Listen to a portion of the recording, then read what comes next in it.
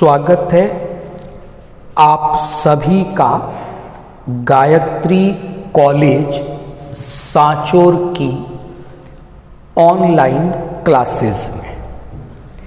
हम लोग बात कर रहे थे बीएससी पार्ट सेकंड और बीएससी बीएड पार्ट सेकंड।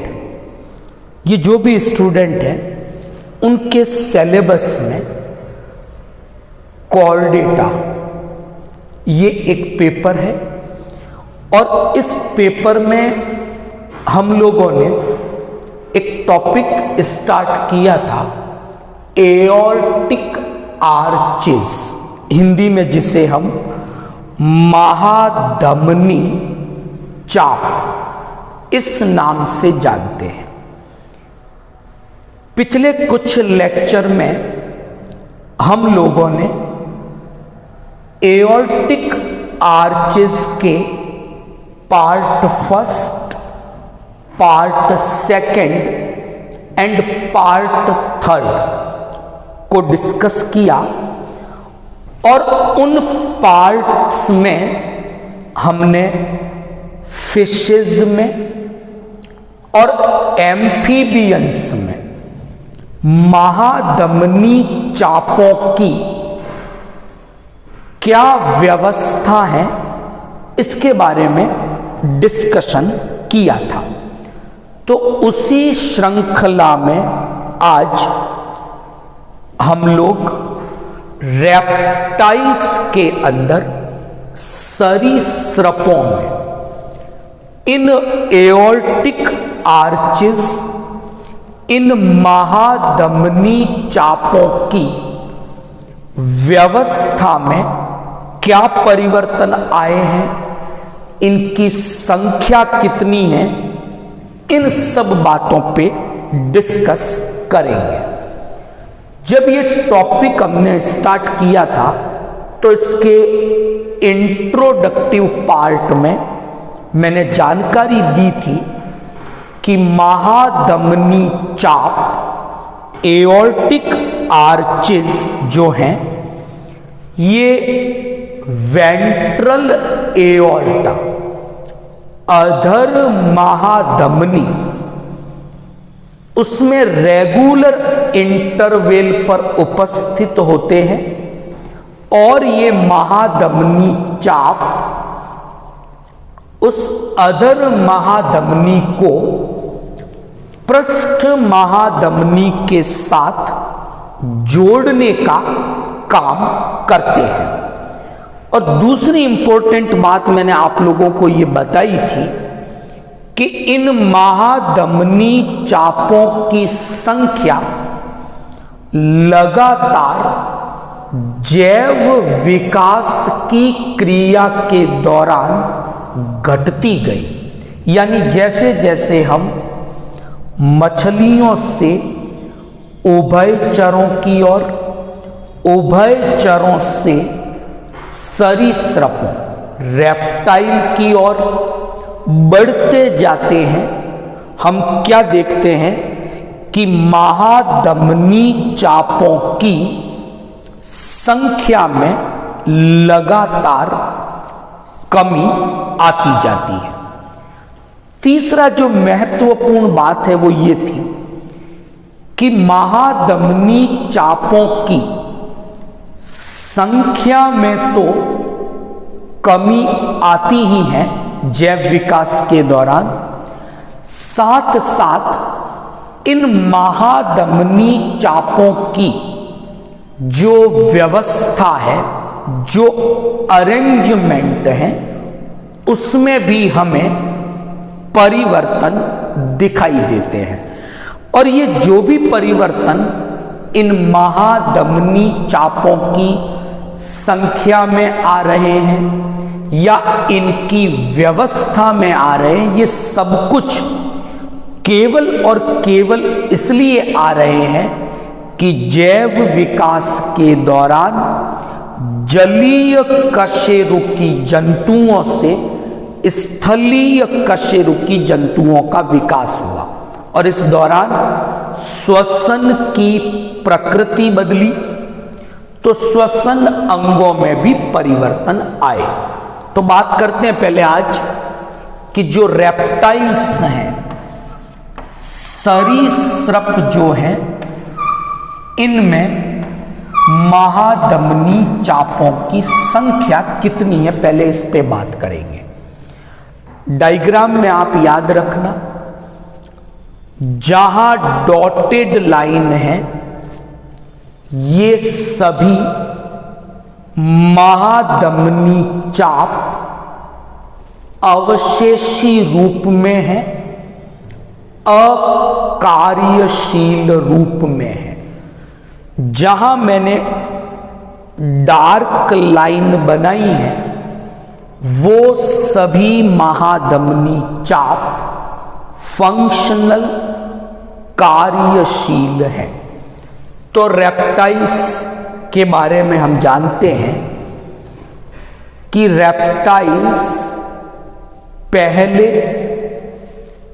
पूर्ण स्थलीय जंतु हैं, यानी रेप्टाइल्स जो हैं इनमें केवल पल्मोनरी प्रकार का श्वसन पाया जाता है, यानी रेप्टाइल्स फुफ्फुस की सहायता से श्वसन की क्रिया करते हैं। गिल्स या क्लो इनमें उपस्थित नहीं होते। तो देखते हैं महाधमनी चापों की संख्या। तो ध्यान रखना, ये जो बनाई है मैंने, ये थर्ड एओर्टिक आर्च है, दिख रही है आपको। ये वाली फोर्थ एओर्टिक आर्च है। तो ये तो हो गई तीसरी जोड़ी महाधमनी चाप, ये हो गई चौथी जोड़ी महाधमनी चाप, और ये फिर sixth pair aortic arch, 6 number की छठी जोड़ी महाधमनी चाप। तो क्या देखा, रेप्टाइल्स में केवल 3 जोड़ी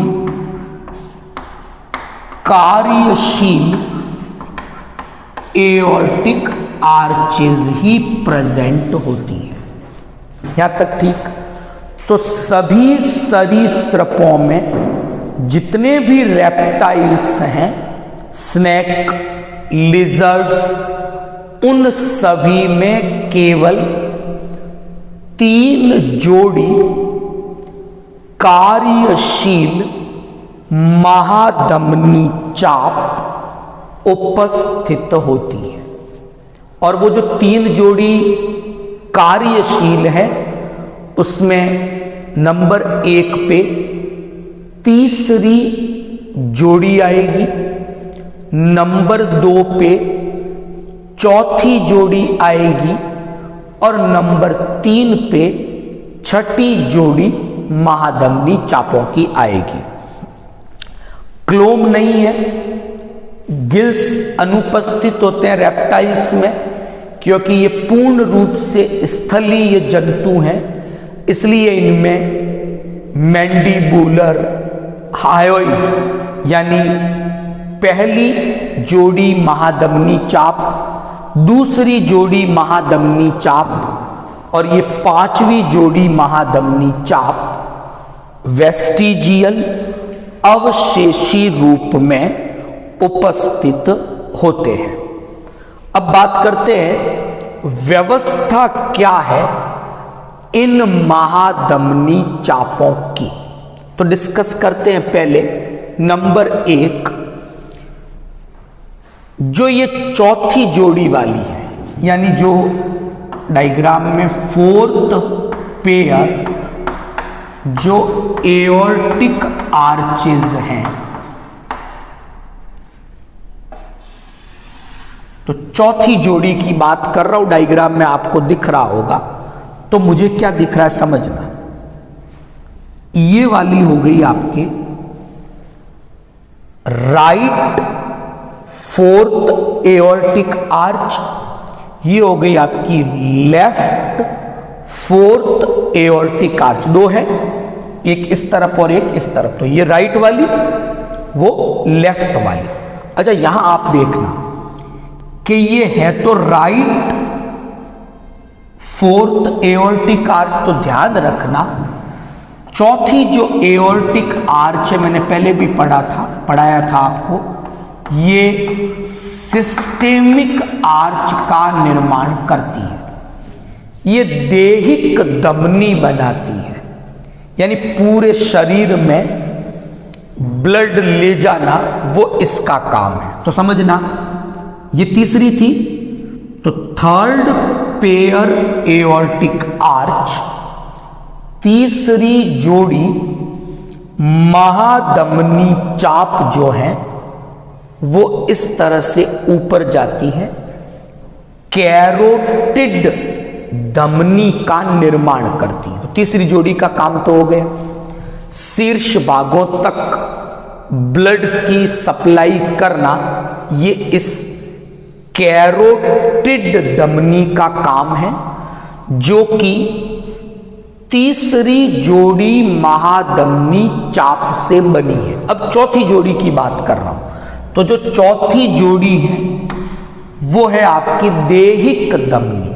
सिस्टेमिक आर्टरी, देहिक चाप ये बनाती है। तो देहिक चाप में हम कहेंगे एक तो राइट बनेगा और एक बनेगा लेफ्ट, तो नाम दे दें right systemic arch, left systemic arch diagram में दिख रहा है, राइट लेफ्ट। लेकिन व्यवस्था देखना, राइट वाले इस की उत्पत्ति लेफ्ट वाले से, देख लो मैं ये डायग्राम से आपको शो कर रहा हूं, ये इधर से आ रहा है, जबकि लेफ्ट वाला है वो आ रहा है इधर से। तो वेंट्रिकल है, निलय है, यानी राइट सिस्टेमिक आर्च की उत्पत्ति लेफ्ट वेंट्रिकल से हुई, जबकि लेफ्ट सिस्टेमिक आर्टरी की उत्पत्ति राइट वेंट्रिकल से होती। तो ध्यान रखना, राइट वाला लेफ्ट वेंट्रिकल से इसकी उत्पत्ति हुई है और लेफ्ट वाले की उत्पत्ति राइट वेंट्रिकल से, आपको दिख रहा होगा डायग्राम के अंदर।